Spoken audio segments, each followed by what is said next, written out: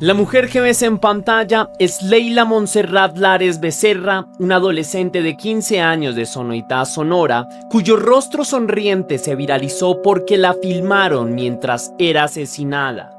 La imagen que aparece al inicio del documental no revela sus últimos minutos, pero sí el brillo de una vida truncada.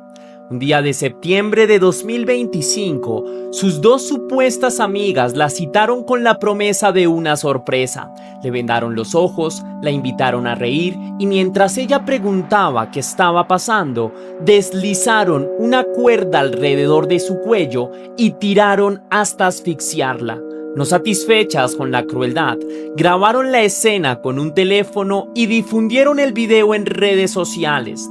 En este documental reconstruiré paso a paso la vida de Leila, la traición y el crimen que la apagó, la indignación de su madre y la respuesta de un sistema que para muchos le dio la espalda. Pero también exploraremos un caso paralelo igual de mediático, igual de brutal, que refleja cómo la violencia de género se manifiesta en diferentes contextos. El asesinato de Milagros Montserrat Mesa de la Rosa en León, Guanajuato, en 2023. Ambas historias dialogan a través de la injusticia, la impunidad y la fuerza de las mujeres que exigen justicia. Antes de iniciar, quiero enviar un saludo muy especial y cósmico a Tatiana Morales, que me escribió: gracias a ti, Tatiana, por verme, por apoyarme, por estar aquí de alguna manera disponiendo de tu tiempo. Para mí es suficiente. Te envío un fuerte abrazo y te deseo lo mejor del mundo.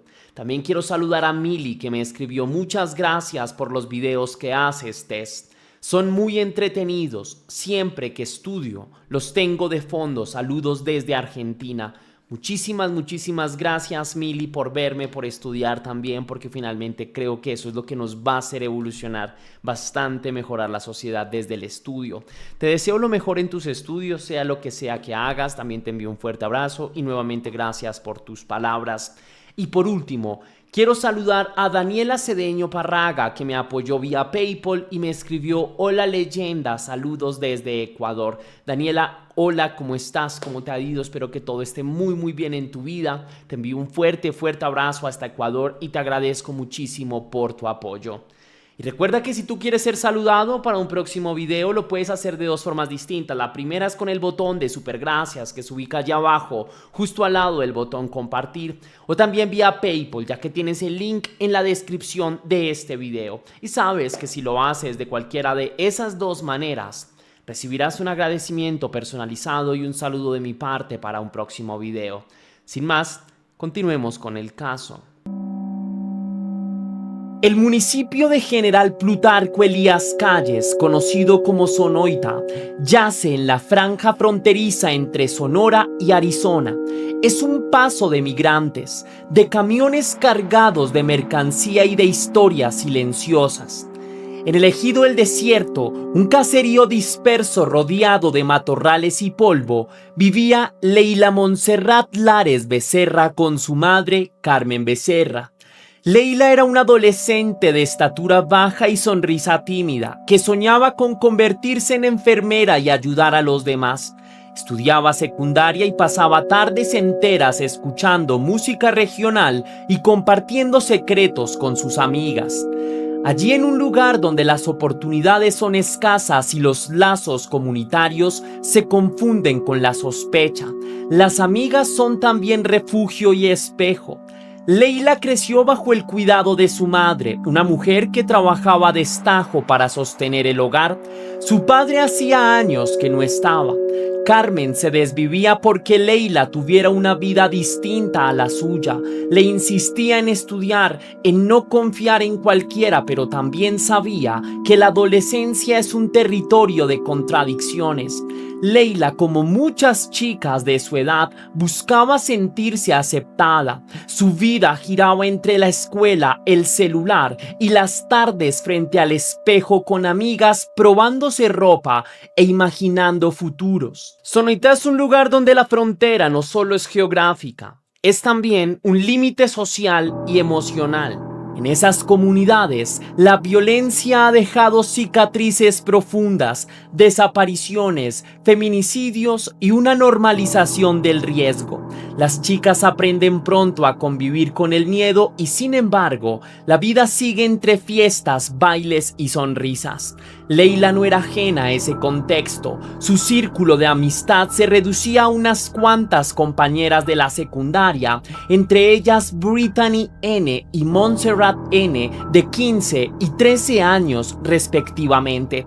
Con ellas compartía confidencias, gustos musicales y deseos de escapar algún día hacia una ciudad más grande. El 25 de septiembre de 2025, las amigas de Leila le hablaron por mensaje. Le dijeron que le tenían una sorpresa, que fuera a la casa de una de ellas para pasar la tarde. Leila, confiada, se arregló y salió de su casa sin imaginar que caminaba hacia una trampa. El calor del desierto le pegaba en la piel, pero ella pensaba que el regalo que quizá le tenían al llegar sus supuestas amigas la recibieron con abrazos, le propusieron vendarle los ojos para que el obsequio fuera, según ellas, inesperado. Leila rió y aceptó de inmediato. Ese fue el momento en que la línea entre inocencia y horror quedó trazada. Una vez sentada con la venda en los ojos, Leila continuaba riendo. Preguntaba nerviosa: ¿qué me van a dar? ¿Por qué tanto misterio? Brittany y Montserrat, cada una sosteniendo un extremo de la cuerda, comenzaron a tirar con fuerza hasta asfixiarla. El gesto fue calculado. Mientras una estrangulaba, la otra filmaba con un teléfono. Leila forcejeó, intentó levantarse, pero el peso de ambas la inmovilizó. Sus risas se volvieron jadeos y luego silencio. En cuestión de minutos, la vida se esfumó. Las agresoras continuaron grabando, orgullosas de su acto. El video dura apenas unos minutos, pero su impacto perdura. En él se escucha la voz de Leila reír al principio y luego luchar por aire. La escena culmina con su cuerpo inerte en una silla mientras las adolescentes se regodean. Después de cometer el crimen, las jóvenes envolvieron el cadáver, lo arrastraron al patio trasero y cavaron una fosa poco profunda. Arrojaron cal sobre la tierra y lo enterraron. Pensaron que nadie las descubriría, pero lo que sí compartieron fue el video, que enviaron a personas cercanas y que acabó circulando en redes sociales. Fue así como Carmen, la madre de Leila, se enteró de la muerte de su hija, recibió el video y lo vio, incapaz de creer que su pequeña estaba siendo asesinada frente a sus ojos. El impacto del video fue inmediato. La comunidad se quedó sin palabras. Los vecinos acudieron a la policía, que inició una búsqueda. Días después hallaron el cuerpo de Leila en la fosa del patio. Las agresoras fueron detenidas, pero por ser menores de edad fueron remitidas al Sistema Integral de Justicia Penal para Adolescentes. La noticia de un feminicidio perpetrado y filmado por adolescentes se propagó por México, encendiendo debates sobre la crueldad juvenil, el bullying y la misoginia. Muchas personas se preguntaban qué pudo motivar a dos chicas a matar a su amiga y difundir la atrocidad. Las autoridades interrogaron a Brittany y Montserrat. Al principio negaron su participación, pero las pruebas eran irrefutables: el video, la cuerda, los mensajes que citaban a Leila. En su declaración argumentaron que lo hicieron por una discusión previa, que Leila las había burlado en un chat, que era una simple broma que se salió de control. Las investigaciones confirmaron que existía acoso hacia Leila por su color de piel y su ascendencia étnica. Al parecer, la víctima era objeto de comentarios racistas. Sin embargo, la violencia con la que actuaron revelaba una frialdad que no se explicaba solo por conflictos escolares. La Fiscalía de Sonora clasificó el crimen como feminicidio agravado, destacando que las adolescentes planearon la cita, prepararon la cuerda y se pusieron de acuerdo para asfixiarla. Las autoridades también investigaron a los padres de las menores implicadas, pero no encontraron una participación directa. Lo que sí se constató es que ninguna de las agresoras mostró remordimiento inmediato. Tras la detención se emitió una medida cautelar para proteger a la familia de Leila, que comenzó a recibir amenazas y comentarios crueles en redes sociales por exigir justicia. Terrible historia. Leila, una joven de apenas 15 años, fue asesinada cruelmente por dos adolescentes quienes decían ser sus amigas. En marzo de 2026, un juez del sistema de justicia para adolescentes dictó sentencia. Brittany, de 15 años, fue condenada a 2 años y 10 meses de internamiento, mientras que Montserrat, de 13 años, recibió una sanción de libertad asistida de 11 meses. Además, se fijó una reparación del daño de 5.657 pesos para la familia. La madre de Leila consideró la indemnización una burla ante la magnitud de la pérdida y los gastos funerarios. Al escuchar el fallo, Carmen gritó en la sala: «¡Esto no es justicia! Mi hija ya no está y ellas estarán libres en menos de 3 años». La sentencia encendió la ira de la comunidad. ¿Cómo podía un asesinato premeditado ser castigado con menos de 3 años? Las protestas se multiplicaron. Se organizaron marchas en San Luis Río Colorado y Hermosillo. Carmen Becerra encabezó una movilización frente a los tribunales y el Centro de Reinserción Social para exigir sentencias severas. En los carteles se leía que paguen con cárcel y justicia para Leila. A 6 meses del feminicidio, la sociedad sonorense todavía exigía que las adolescentes fueran juzgadas como adultas debido a la brutalidad del crimen. Durante las protestas, Carmen denunció que, durante el proceso judicial, se priorizaron los derechos de las agresoras sobre los de su hija. Aseguró que las madres de las culpables la insultaron y se burlaron de su dolor. Por esa razón, decidió apelar la sentencia. Su objetivo era lograr una reforma legal que permitiera imponer penas más severas para crímenes cometidos por menores cuando existe premeditación y saña. La controversia evidenció las tensiones entre la protección de la infancia y la necesidad de castigo en casos de violencia extrema. La verdad, yo solo quiero hablar porque, pues, que lo que a mí me pasó le sirva de ejemplo a alguien más, para que no pase por lo que yo pasé, la verdad. El video de la muerte de Leila se volvió viral. Las imágenes, compartidas sin filtro, alimentaron el morbo y la indignación. La discusión pública se polarizó. Algunos pedían la máxima pena para las menores. Otros recordaban que también eran víctimas de una sociedad violenta. Los medios cuestionaron el rol de las redes sociales en la difusión de violencia extrema y la revictimización. Mientras tanto, la familia de Leila intentaba sobreponerse al duelo bajo la mirada pública. La madre repetía una frase que resumía su dolor: «Yo ya no la tengo, pero lucharé para que nadie olvide su nombre».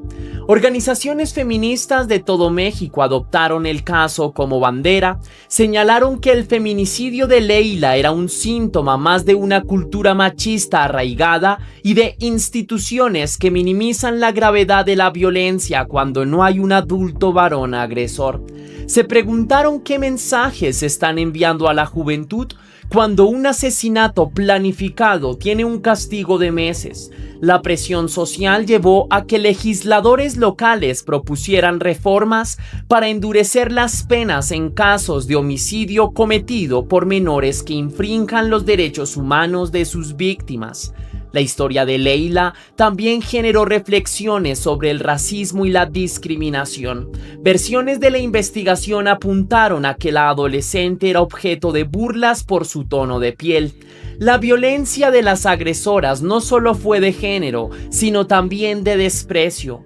Organizaciones indígenas y afrodescendientes se sumaron a las movilizaciones, denunciando la discriminación cotidiana en las escuelas y la necesidad de una educación en derechos humanos. Para comprender la magnitud de la violencia feminicida en México y la indiferencia que la acompaña, es necesario mirar otros casos que, aunque diferentes, tienen similitudes en su crueldad y en la reacción social.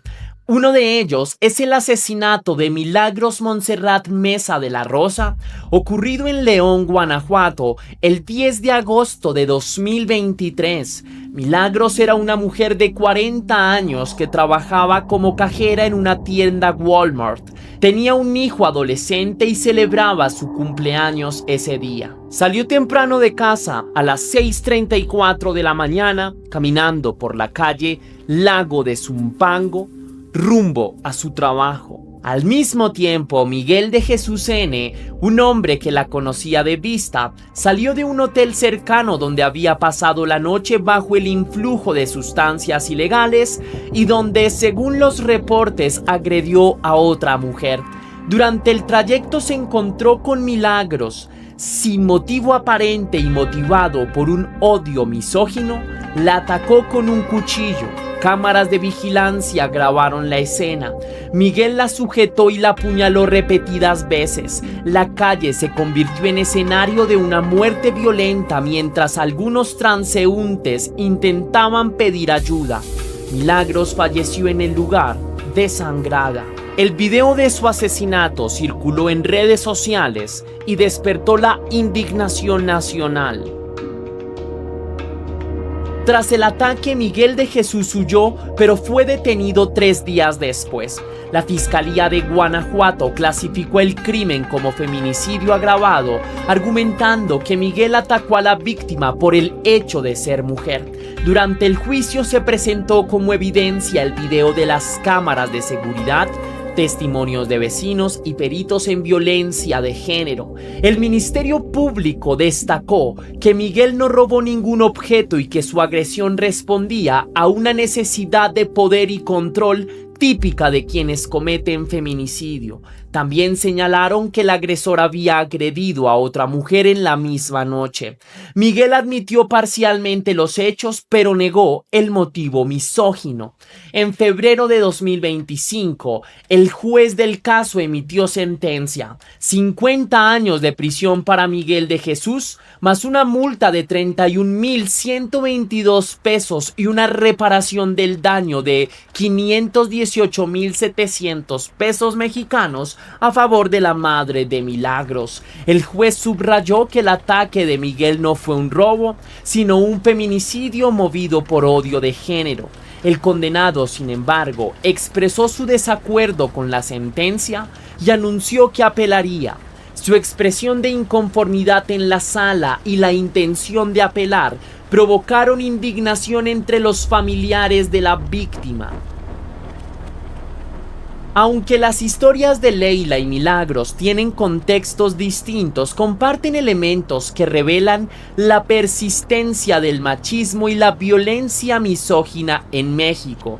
Ambas fueron asesinadas por personas que minimizaban su humanidad. En un caso, amigas adolescentes que la veían como objeto de burla, y en el otro, un hombre que descargó su furia por el simple hecho de que ella era mujer. En ambos casos se difundieron videos de los asesinatos exponiendo una realidad que me parece cruda y generando un debate intenso sobre la ética de compartir esta violencia explícita en redes. Sin embargo, hay contrastes significativos: la diferencia de edades entre agresores y víctimas, la ubicación rural frente a urbana, la motivación, un conflicto personal y racista frente a un ataque misógino aleatorio, y sobre todo el tratamiento legal, mientras que las menores recibieron penas reducidas por el hecho de su edad. Miguel fue condenado a 50 años de prisión. Estas diferencias exponen las lagunas y tensiones del sistema de justicia mexicano, la protección de la infancia frente al reclamo de castigo, la interpretación del feminicidio cuando el agresor es mayor o menor de edad, y en últimas la función de las penas como herramienta de disuasión. Los paralelismos también señalan un desafío cultural que quiero poner en evidencia. En Sonoita y León, las víctimas fueron atacadas en espacios que se suponen que son seguros, la casa de una amiga y la calle de un barrio residencial. Los asesinos aprovecharon la confianza y la rutina. Ambos casos entonces dejaron un dolor profundo y sembraron un sentimiento de vulnerabilidad en sus comunidades. La sensación de que no hay lugar seguro para las mujeres se repitió como mantra en marchas y consignas. Las reacciones ante ambos casos plantean una pregunta incómoda. ¿Qué buscan las víctimas cuando piden penas más severas? Hay quienes creen que la cárcel no repara la vida perdida y que en el caso de las menores agresoras, la rehabilitación es más efectiva que el castigo. Otros argumentan que sin sanciones ejemplares, la violencia seguirá creciendo. Para Carmen, justicia significa que el sistema reconozca la gravedad del acto y que brinde apoyo psicológico a las agresoras para que no repitan la violencia. Para la madre de Milagros significa que el agresor cumpla cada día de su condena y que las autoridades fortalezcan la prevención. Este debate no es nuevo, pero cobra fuerza al ver cómo un feminicidio grabado y compartido recibe penas dispares según la edad del agresor. Las discusiones abarcan desde la responsabilidad penal juvenil hasta la ética de la difusión de violencia. También emergen interrogantes sobre el papel que tenemos nosotros como sociedad. ¿Qué hace una sociedad cuando presencia un crimen? ¿Cómo se enfrenta el morbo de las redes sin revictimizar? Estos casos quiero que los inviten a reflexionar sobre la urgencia de educar en valores, en empatía y también en la resolución pacífica de conflictos. Los videos de Leila y Milagros se convirtieron en pruebas para sus casos, pero también en productos de consumo viral. La facilidad con la que circulan escenas de violencia extrema demuestra cómo las plataformas digitales pueden amplificar el dolor. En la era de los clics, la tragedia se convierte de alguna manera en un espectáculo. Sin embargo, esos mismos videos fueron cruciales para que se impartiera justicia. En el caso de Milagros, las cámaras de seguridad documentaron cada movimiento de su agresor. En el de Leila, las propias culpables generaron la evidencia que las incriminaría. Esto plantea un dilema: ¿cómo utilizar estas imágenes para exigir justicia sin caer en la banalización del horror? Algunos colectivos sugieren difundir fragmentos pixelados que muestren el crimen sin exponer a la víctima. Otros, sin embargo, abogan por no compartirlos, argumentando que perpetúan la violencia simbólica. Lo cierto es que las imágenes han empoderado a familias y comunidades para denunciar, pero también han expuesto a las víctimas a un escrutinio constante. La visibilidad, entonces, funge como un arma de doble filo. México enfrenta una crisis de violencia de género. Según estadísticas oficiales, diariamente mueren más de 10 mujeres por causas violentas. Aunque se han aprobado leyes que tipifican el feminicidio, la impunidad persiste. Los casos de Leila y Milagros se suman a una larga lista de nombres: Ingrid Escamilla, Mara Castilla, Devani Escobar y Valeria Cruz, entre muchos otros. La mayoría de estos feminicidios quedan impunes o reciben penas muy bajas. En Sonora, la tasa de feminicidios ha aumentado en los últimos años. En Guanajuato, las calles se han vuelto escenarios de ataques sorpresivos. Las diferencias regionales muestran realidades heterogéneas. En zonas rurales, las mujeres son vulnerables a la violencia doméstica y comunitaria. En ciudades enfrentan riesgos en el transporte y en espacios públicos. Sin embargo, la raíz común es la misoginia. Organizaciones de la sociedad civil exigen políticas públicas integrales, educación de género desde la infancia, protocolos de atención con perspectiva de género, refugios, líneas de emergencia eficientes y programas de rehabilitación para agresores. Las historias de Leila Montserrat y Milagros Montserrat nos obligan a mirar de frente la brutalidad que persiste en nuestra sociedad, porque ambas fueron víctimas de un entorno que normaliza la violencia y de agresores que consideraron sus víctimas desechables. La cuerda que apretó el cuello de Leila y el cuchillo que atravesó el cuerpo de Milagros son símbolos distintos de un mismo mal: la misoginia que se manifiesta en amigas traicioneras y en desconocidos con odio arraigado. En cada capítulo he mostrado cómo la confianza se convierte en arma, cómo la justicia titubea, cómo la sociedad reacciona entre el morbo y la indignación. También hemos visto cómo el dolor puede transformarse en lucha y también cómo la memoria puede convertirse en herramienta de prevención.